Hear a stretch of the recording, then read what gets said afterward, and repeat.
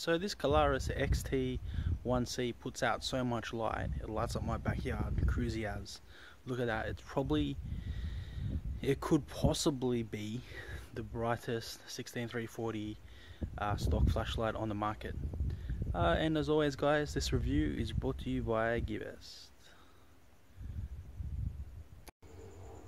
Hey everyone, it's Chris here from Everyday Survival Gear, and today I bring you the review of the Klarus XT1C.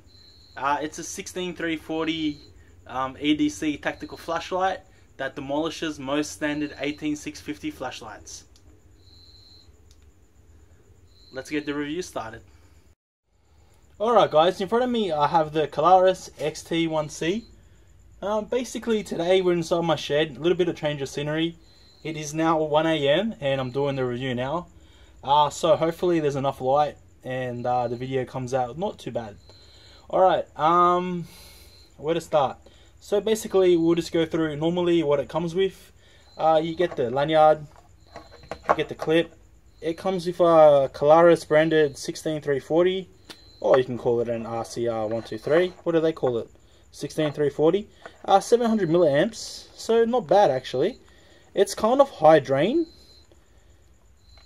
It's kind of like in between, I think.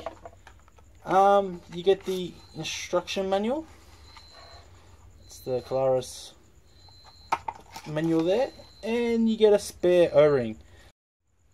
Yeah, so basically it's the same style packaging as the Klarus MI7, but when you put these two head to head, this thing absolutely demolishes the MI7 in output and performance. So basically I'll just run through the specs now. So this is an all new upgraded edition of the original model. So this is like a version 2. So they've had a bit of time to refine this model. It uses the newest Cree XPO HI V3 for a light output of 700 lumens and a beam distance of over 210 meters. So basically this thing is a pocket rocket. I know I throw the term around pocket monster a lot, so I thought I'll call it a pocket rocket. This thing can throw so far, and it's a heavy hitter in the output too. Klarus says 700 lumens. I'm going to insert a graph, and you guys can check out the graph. I'll leave it here. And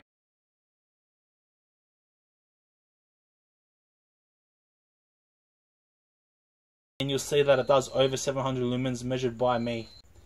Easy interface, one touch strobe, one touch high, one touch low.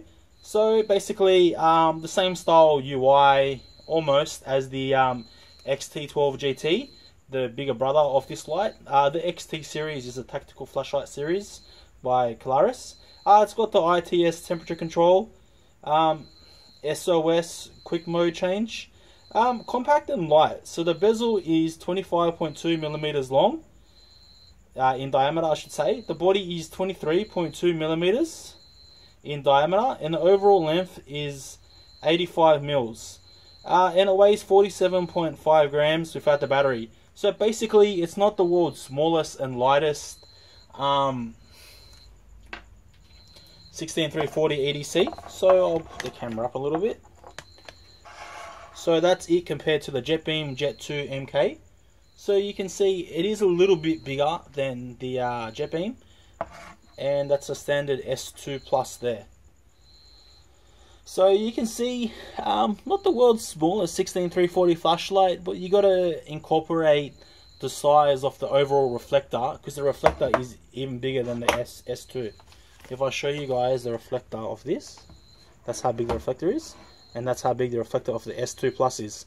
So you can imagine that that's going to take up a bit of space by itself without anything else. So it also has Klarus's patented dual back switch, tail cap switches I should say. So one is power, that's on, and then one is to change modes. You can also access like an instant low mode from this switch and whatnot. And you can turn it off like so too. This switch is mechanical, the power switch, and the mode select switch is actually electronic. So it's basically just a slide switch that's at the back of the light. So it basically has two interfaces, tactical setting and outdoor setting. Right now I believe I got mine in the outdoor setting. It took me a while to learn how to change modes from tactical to outdoor because it's a bit of a pain. So yeah. So in tactical setting, you get one touch high, one touch strobe, versatile within all tasks. Outdoor setting, specially designed for the wilderness. So you basically get one touch low, one touch high, SOS, suitable for all needs in hiking and camping. So they're kind of marketing it at two different people there. Kind of, like, I understand what they mean. Like, you're more likely to use strobe in a tactical setting than outdoor setting anyway. And does strobe scare away bears? I don't think it does. Who knows? So Klarus goes over it again. It's got its ITS temperature control. Basically, it's real-time monitoring. It's not a step down. It is a step down. It's not a time step down. It's a thermal step down. So it's going to step down like whenever the light gets too hot. It actually handles heat pretty well for how bright it is actually. But then again, it is a little bit bigger than most 16340 flashlights. So that's understandable. Constant current circuit driver. No flashes and no PWM blinking. So I've got the video on here so I can kind of show you guys, I guess. That's super bright inside here. Go down modes. Where's my finger? No PWM there. And no PWM there. And no PWM there. That's actually a major step up from the Klarus XT1C, because when I was trying to make a video of that PWM on low is horrible. Low, medium, high, I think it's got PWM, but turbo, there's none. So the springs at the bezel and tail cap are shock resistant and drop resistant to damages. Yeah, basically same as the XT1C. Reverse polarity protection, and obviously being a premium grade light. Aerospace aluminium alloy body with CNC technology. Military spec hard anodizing type 3. Blah blah blah. Hardened mineral glass lens with AR coating. So basically it's AR coated. So anti-reflective coating there. You should be able to, might be able to see a blue hinge. I haven't really done a review in the flashlight this late at night in quite a while under my own light. Usually I use the sun's light. Alright, so now we'll run over the modes. We'll go over with the included 16340 first. These are anti-rated lumens. So you got high mode, which is going to blind you guys, I know, sorry guys. 700 lumens for 50 minutes. Then on outdoor setting, next is low mode, so 5 lumens for 53 hours. And then next up is high mode, 3 hours for 100 lumens, I should say. So 100 lumens for 3 hours. I'm pretty sure you can push and hold to get to SOS from here. Because this is in outdoor setting, that's SOS, which is 100 lumens for 9 hours. The mode selection on this is actually pretty good. Like, I like the separation, it isn't too bad. Like, I know 700 lumens to 100 lumens is a pretty big jump. I would have liked something in between. I say that now with every single light that Klarus makes. But it's not too bad actually. I'll run over the specs of the CR123A. Basically it's off the shelf CR123. So with a CR123 on high mode you get 400 lumens for 1 hour and 30 minutes for high mode. Medium mode you get 100 lumens for 5 hours, and low mode you get 5 lumens for 108 hours. I should also mention strobe is 700 lumens for 1 hour and 40 minutes if you actually use strobe, which is pretty sweet. Basically peak beam intensity of 11,025. Max beam distance of 210 meters. That's pretty sweet because for such a small light it does a really good job. Actually in my shed now I keep this piece of junk, the Night Newman NE01. Obviously the reflectors are a different size, but you can see like it's not actually a huge difference. Well, that does look big though. Throw between these two is actually pretty close actually.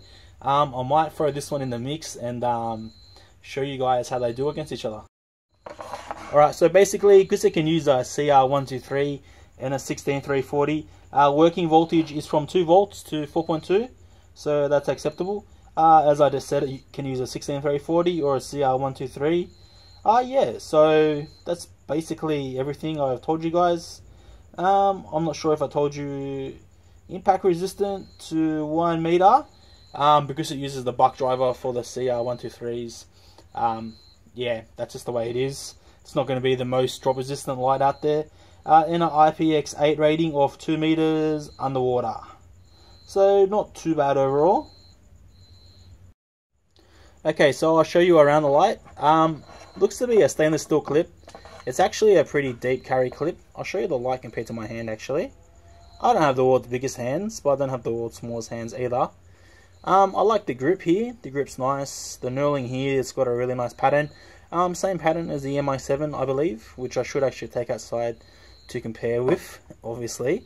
That's the deep reflector there. You can see the AR coated glass actually now. XPL HI V3 there. I've done enough lights with these XPL HIs now to know, like, they are my favorite emitter, but you guys are probably saying like 100 million if you watch my videos. If you don't, then like and subscribe and watch my videos. The dual towel cap switches here. Because of these towel cap switches here, there's no magnet in this light. I would have liked a magnet for EDC use because I love magneting it to stuff. Is the magneting a word? I don't even know. So yeah, basically Klarus say that these dual switches make it more of a tactical light. If you got it on the tactical setting, if you push down here, that'll give you strobe instead of instant low, and when you turn on, you still get the high mode, which is sweet. We'll take the light apart now. Okay, so you can see the driver's side there. Only a single spring on that side. Focus, buddy. So I greased this up myself. The light only comes apart in this section only. Here is the Klarus included 700 milliamp hour battery. The back end you can see double springs. Hopefully you guys can see that. Yeah, you can see double springs there. There's no anodizing on the thread, so you can't lock it out like that. I don't think it actually comes with a lockout function. It doesn't actually. No, it doesn't. So that's kind of sucky that you can't lock it out by just unscrewing it a bit. I really do want lockout features on my EDC, but because it is a rear clicky, you can see the clicky kind of sits inside here, so it's not too bad. You can probably push it from the side if you've got something inside your pockets, but it's kind of covered. Isn't too bad actually. We'll put it back together, I guess. Put the battery in the wrong way and blow it up before I show you guys the outside part. Obviously the clipper comes off, but I just cut my thumb building a light box to do measurements in, so it's going to be a pain for me to get that off. Overall build quality is great. No blemishes, no marks.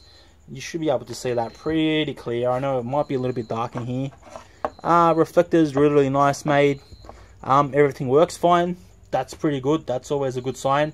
I'll show you guys through the UI. It's a bit of a pain, but I'll show you guys around anyway. Alright, now it's my turn to look like a bloody goof. Basically, I'm just going to show you the settings, the mode settings. Right now we're in outdoor setting, so I'll turn it on. In the setting I have it on, it comes on high mode, so click it, high mode. Then next down we got low mode, so you can see that's on low mode. Then we get medium mode. Also, if you push and hold the mode select button for a set amount of time, it should turn on to strobe mode. No, not strobe, SOS. So right now it's on SOS mode. Sending out an SOS. I even know that song. This song's famous.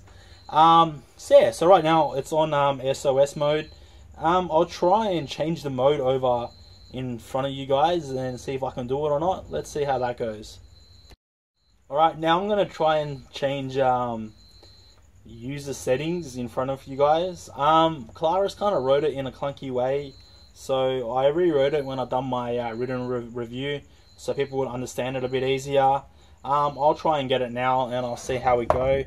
I think I need both hands free if I remember correct. So we got to go turn the light on, go to low mode, push and hold the power button, and then after about 5 seconds this light should start to blink, the front light. So we can see it now, it's strobing, and I should only have to push the mode select button either 1 time for tactical settings or 2 times for outdoor settings. So you can see right now when I push and hold, sorry guys, so right now it's in the tactical settings mode. Basically the way that Klarus wrote that was a pain in the ass. I don't know what they done, but yeah. Basically now we got instant access to strobe mode.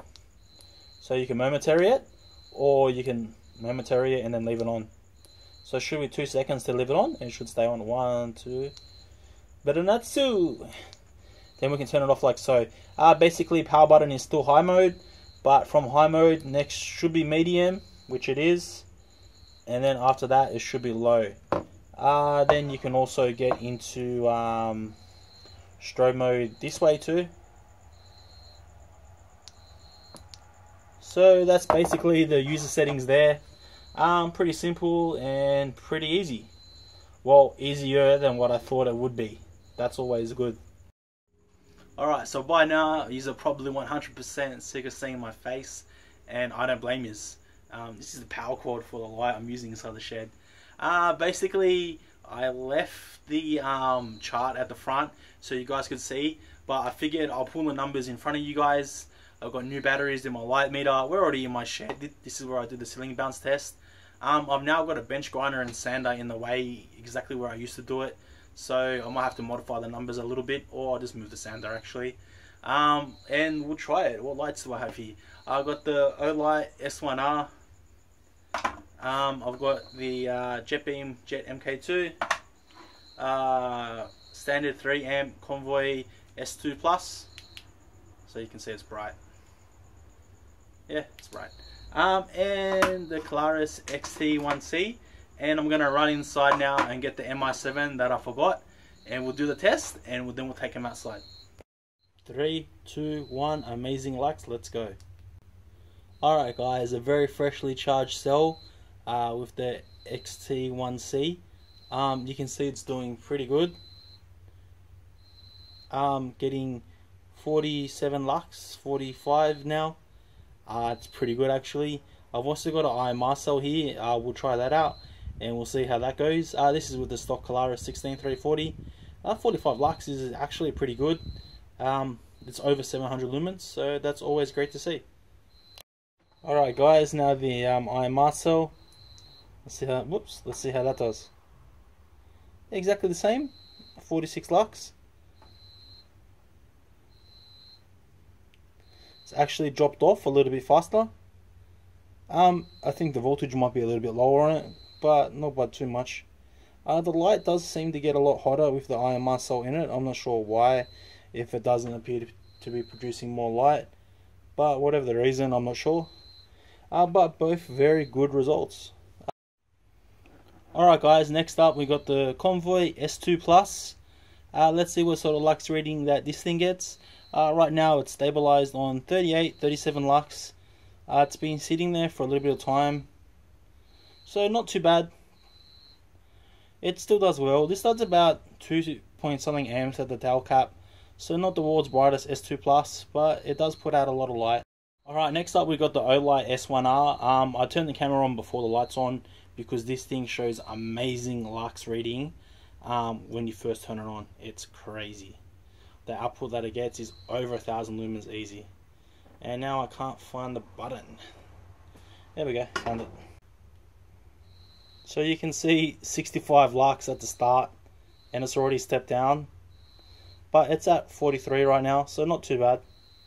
Stabilized at 43 lux, sorry, 42 lux. But that level that it gets at the start is like crazy. It's so high. Next up we'll try the MI7, we'll see how that does. Alright guys, so Klarus MI7 on. It doesn't do too bad actually, 39 lux. It does pretty much just as well as the S1R, once it steps down, you guys seen it for yourself, that it does just as well right now. Obviously the O-Light starts a lot higher and then it drops. This is pretty much how high the MI7 starts, but it isn't too bad actually, it's pretty good. 37 is stabilized. It's pretty much the most stable light here. 38, 36, it's pretty good. Alright, next up we got the JetBeam Jet 2 MK. I'm basically expecting this to be the least brightest light. Doesn't do too bad, 32, 31 lux. Not too bad. It still puts out a lot of light. Right there it's hitting 33. That's over 500 lumens anyway, so it still does pretty good. Compared to these other lights, not so great, but I will still EDC this without a second thought. I still love this light. It's still a great light. Alright guys, now we're outside with the Klarus XT1C on its highest mode, 700 lumens. From that test that you just watched, you can see it done better than 700 lumens. My lux reading puts it at 752 lumens to be exact. I have seen it actually peak higher than that before. I've seen it do 60 lux at the start, but I pretty much just average out the readings anyway. It's better for us if we see the actual results that we'll be looking at. So 750 lumens is absolutely no slouch for a 16340 flashlight. It pretty much puts it right up top actually. So you can see it does a really good job of lighting up my backyard, no problem at all. I'll show you to 100 meters, but first I'll cycle through the modes. So next should be medium mode. This is 100 lumens. You can see it's not too bad. Lights up my backyard pretty well actually, better than what I thought it would. 5 lumens we'll probably find it a little bit hard to see, but we'll try it anyway. So 5 lumens, you can see it reflecting on the back fence, but more likely we'll go to the keg over there, which is at 6 meters away, so not too bad actually. It's more than enough light. Alright guys, you can see to 100 meters the Klarus XT1C does a really good job. Puts out so much light, it makes it there easy. It's a little bit harder to see right now because the sun's coming up.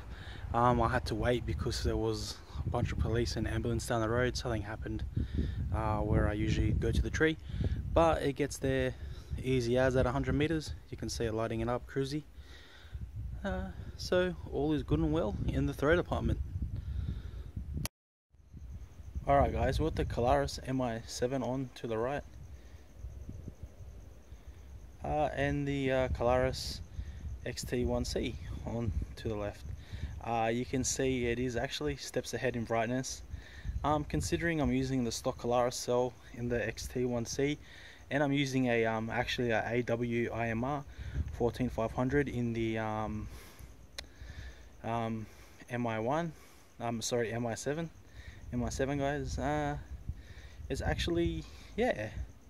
I'm using like pretty much the standard cell inside one and a top-notch cell inside the other. So yeah, output, you can see the XT1C is leaps ahead.